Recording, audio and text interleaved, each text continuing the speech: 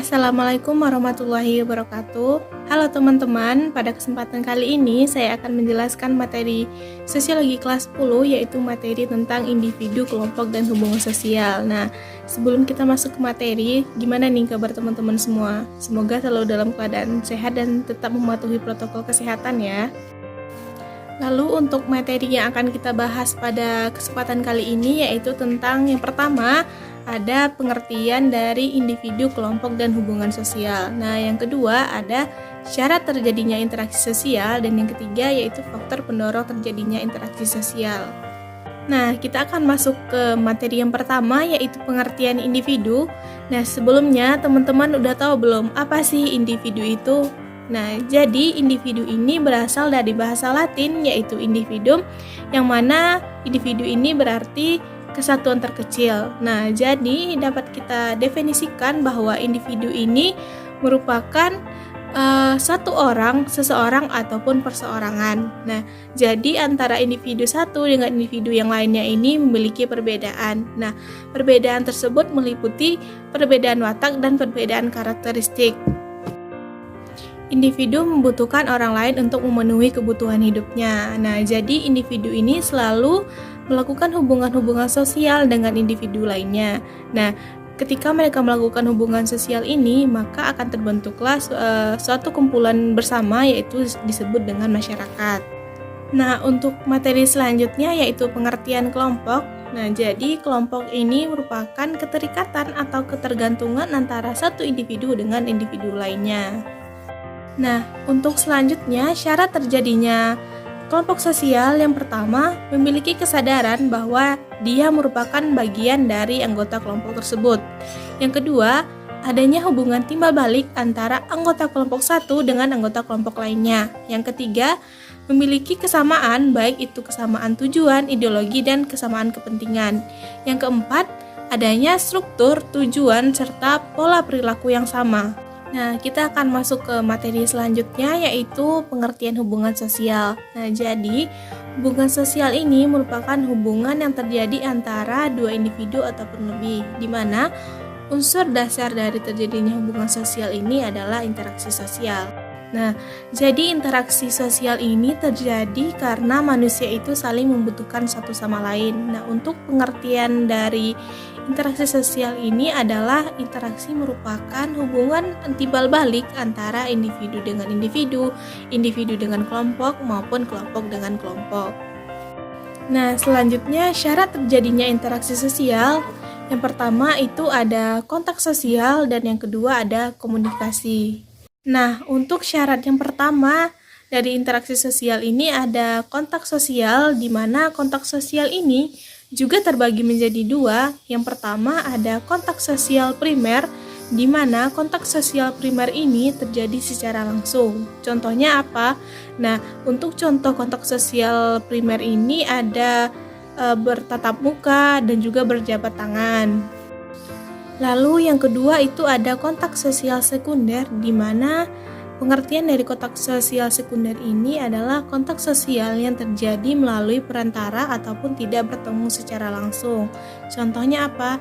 Jadi untuk contohnya itu kita melakukan komunikasi ataupun kontak sosial melalui media sosial, melalui telepon ataupun media lainnya.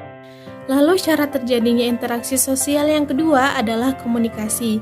Komunikasi ini dapat diartikan pengiriman ataupun penerimaan pesan antara individu satu dengan individu lainnya agar suatu pesan yang ingin disampaikan tersebut mudah dipahami.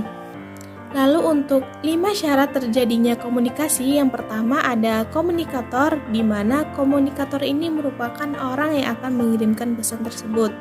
Yang kedua ada komunikan, di mana komunikan ini merupakan orang yang akan menerima pesan tersebut. Yang ketiga ada pesan yang akan disampaikan. Yang keempat ada media, di mana media apa yang akan digunakan oleh orang tersebut dalam menyampaikan pesannya. Yang kelima ada efek ataupun umpan balik atau balasan dari orang yang telah menerima pesan tersebut. Nah, selanjutnya kita akan membahas tentang faktor pendorong terjadinya interaksi sosial. Yang pertama ada imitasi, yang kedua ada sugesti, yang ketiga ada motivasi, yang keempat ada empati, yang kelima ada simpati, dan yang keenam ada identifikasi. Lalu untuk faktor pendorong terjadinya interaksi sosial yang pertama yaitu imitasi, di mana imitasi ini merupakan perbuatan meniru tindakan ataupun perilaku orang lain. Contohnya meniru model gaya rambut dan gaya fashionnya. Yang kedua ada sugesti, di mana sugesti ini merupakan perbuatan yang terjadi karena adanya faktor dari orang lain yang memiliki kewibawaan ataupun kedudukan di dalam masyarakat. Contohnya seperti tokoh agama yang mengajak orang lain untuk melakukan kegiatan pengajian. Yang ketiga yaitu empati, di mana empati ini merupakan sifat ingin merasakan perasaan yang sama dengan orang lain. Contohnya, seperti merasa kasihan dan sedih ketika ada teman yang terkena musibah, kemudian kita menghiburnya. Yang keempat ada motivasi, yaitu sifat untuk mempengaruhi orang lain untuk mencapai suatu tujuan tertentu. Seperti guru yang memberikan motivasi dorongan pesan kepada muridnya untuk mencapai cita-citanya dan semangat dalam pembelajaran. Lalu untuk faktor yang kelima ada identifikasi, di mana identifikasi ini merupakan sifat ingin memiliki kesamaan dengan orang lain. Contohnya, orang akan berperilaku yang sama dengan idolanya ataupun dengan artis favoritnya. Yang keenam ada simpati, di mana simpati ini merupakan sifat yang berupa rasa hormat kepada apa yang dirasakan oleh orang lain. Contohnya, pemuda yang melihat orang cantik, kemudian ia merasa simpati karena selain cantik, ia juga baik dan suka menolong orang lain. Nah, untuk syarat yang pertama dari interaksi sosial ini ada kontak sosial, di mana kontak sosial ini juga terbagi menjadi dua. Yang pertama ada kontak sosial primer, di mana kontak sosial primer ini terjadi secara langsung. Contohnya apa? Nah, untuk contoh kontak sosial primer ini ada bertatap muka dan juga berjabat tangan.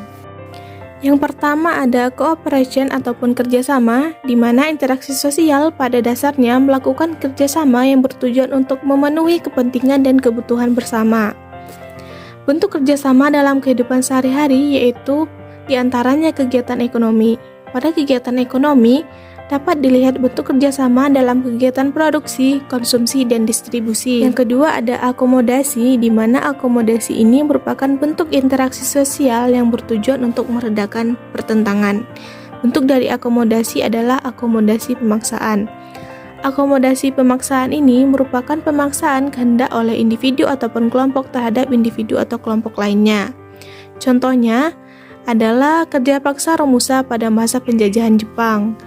Yang ketiga ada asimilasi atau assimilation, di mana asimilasi ini adalah proses sosial yang ditandai dengan adanya usaha-usaha mengurangi perbedaan yang terdapat pada atau antar beberapa orang kelompok. Contoh dari asimilasi adalah perkawinan antara suku Jawa dan suku Minangkabau. Nah, jadi kedua suku tersebut memiliki perbedaan tata cara perkawinan. Nah, perkawinan dari kedua orang yang berlatar belakang suku yang berbeda ini merupakan salah satu contoh bentuk dari asimilasi. Yang keempat ada akulturasi, di mana akulturasi ini merupakan pencampuran dua unsur kebudayaan atau lebih tanpa menghilangkan unsur dari kebudayaan asli tersebut. Nah, contohnya sendiri itu ada Menara Masjid Kudus mirip dengan Menara Pura di Taman Ayu, Bali. Lalu untuk materi selanjutnya yaitu tahap pendekatan dan peregangan hubungan di dalam interaksi sosial. Nah, jadi di dalam interaksi sosial ini, tahapan pendekatan terdiri dari proses memulai, menjajaki, meningkatkan, menyatupadukan, dan mempertalikan. Lalu sementara itu, tahap perenggangan terdiri dari proses membeda-bedakan, membatasi, memacatkan, menghindari, dan memutuskan. Lalu untuk interaksi sosial disosiatif, yang pertama ada persaingan, yang kedua ada konflik, yang ketiga ada kontravensi. Lalu untuk contoh persaingan sendiri adalah persaingan antar pedagang di sentra industri kulit. Yang kedua ada konflik, di mana konflik adalah bentuk interaksi sosial yang timbul karena adanya perbedaan paham dan kepentingan yang mendasar sehingga menimbulkan jarak bagi yang memiliki konflik. Yang ketiga ada kontravensi, di mana kontravensi ini merupakan bentuk interaksi sosial yang berada di antara persaingan dan pertentangan ataupun konflik. Nah, kita sudah sampai di penghujung materi. Saya akan memberikan kesimpulan untuk pembelajaran hari ini, di mana interaksi sosial ini sangat penting bagi kehidupan manusia. Interaksi sosial ini merupakan hubungan timbal balik antara individu dengan individu, individu dengan kelompok, dan kelompok dengan kelompok. Nah, sekian untuk pembelajaran kita pada pagi hari ini. Semoga tetap semangat, tetap jaga kesehatan, dan tetap mematuhi protokol kesehatan karena kita masih di dalam suasana pandemi COVID-19. Sampai bertemu di video pembelajaran selanjutnya. Wassalamualaikum warahmatullahi wabarakatuh.